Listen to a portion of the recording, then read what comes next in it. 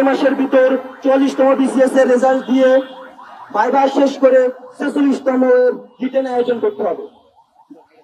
দ্রুত অধ্যাদেশ জারি করে কমিশনের সদস্য সংখ্যার সীমা 25 থেকে 30 জনে উন্নীতকরণ করতে হবে। লিখিত খাতার মূল্যায়নে গতিময়তা, নিরাপত্তা ও নিরপেক্ষতা আনয়নে কমিশনে বসে খাতা দেখার ব্যবস্থা করতে হবে।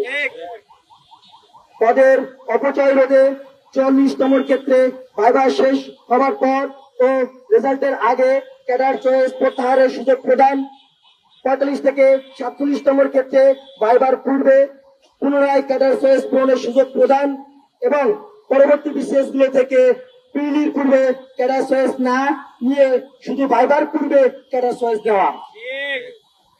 7.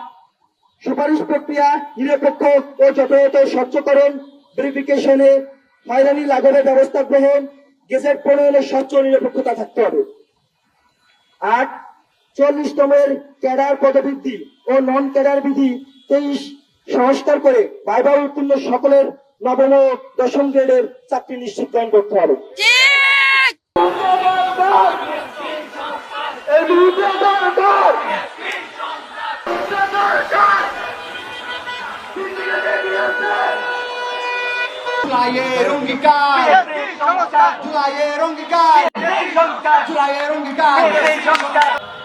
আমাদের আরো ভাইরা যারা অনশনে আছেন তাদের জন্য দোয়া করবেন।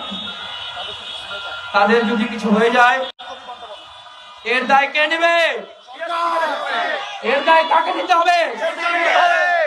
আমরা যে দাবি জানিয়েছি পিএসসির সংস্কার, এই দাবি কি যৌক্তিক দাবি না অযৌক্তিক দাবি?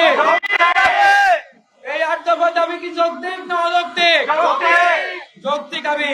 আমাদের ভাই বোনেরা মামা খালুন ধরে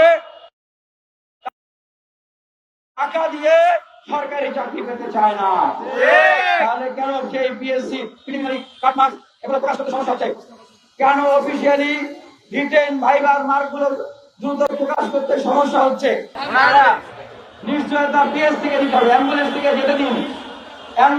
যেতে দিন, সহযোগিতা করুন।